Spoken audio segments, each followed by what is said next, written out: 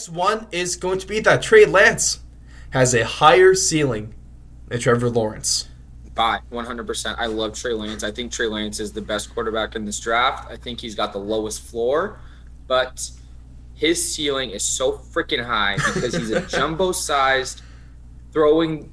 He's a jumbo-sized version of what every single GM and quarterbacks coach wants. They want a guy who's athletic, who has a cannon for an arm, does not turn the ball over. When you watch the tape on this guy, when he runs the ball, he's not one of those Lamar Jackson, like jitterbug kind of guys. He's a downhill, run through a guy, break tackles. Arm tackle will not handle this guy. He's Cam Newton, a little bit smaller with a much higher ceiling throwing the ball. Josh Allen with more speed. He's very, very similar build to Josh Allen. Very, very similar arm talent. Also, two small schools in the North Midwest, with Wyoming, just North imagine Dakota. if Josh Allen ran a 4.5, that's Trey Lance. It's literally just That's frightening. Does the transition from small school to NFL work like it did with Josh Allen? I personally think it does because we've seen this work previously. Carson Wentz, no matter how you slice it, he was almost an MVP in this league. Josh Allen, same way. Trey Lance, same exact way. And you look at him, his father was a professional athlete. His mother was athletic as well. He's grown up in that kind of environment. He's incredibly sharp on the board. Trey Lance is going to be a stud.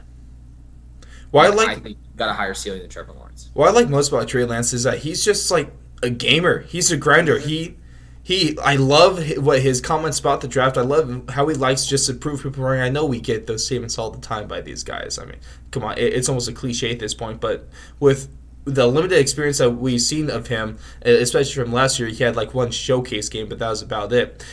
I just like every sign that I've seen from Trey Lance is only pointed to boom instead of bust.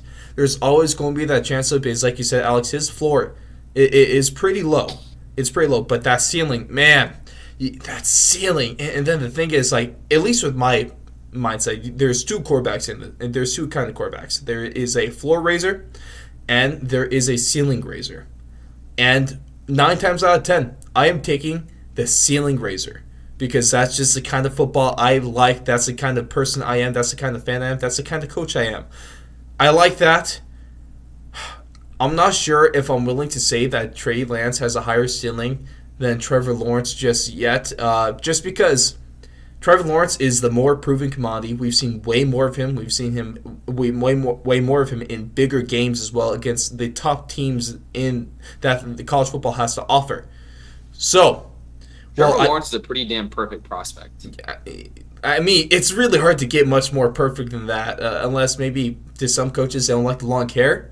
I guess that's about the worst. That's low-key it. It really is. Well, yeah. Someone did make a comment. They're like, have you ever had a long-haired quarterback win an NFL title? And the answer is no. They got a point right there. They kind of got it. But also, how many long-haired quarterbacks have we even had in the NFL? So it's like. Also, every long-haired quarterback you really think of has been an absolute star in any football movie you've ever seen, i.e. Sunshine. So, there's some stuff right in for him. I'm going to sell this statement, but it's not because I don't have a disbelief in Trey Lance. I love Trey Lance, but I just have a lot more confidence and a lot more faith in Trevor Lawrence just because I've seen him. We've seen what he can do. So I'm taking the ceiling, and because he could be like a freaking Joe Cool in this league. You think Storm like Joe Montana? Trey Lance, he could be Patrick Mahomes. But also, there's still a debate there on which quarterback you want. I mean, I'm probably taking Patrick Mahomes, but Patrick Mahomes, Joe Montana, that's debate is going to be raging in the years to come, definitely for sure. As Patrick Mahomes builds up that resume, selling this for now though.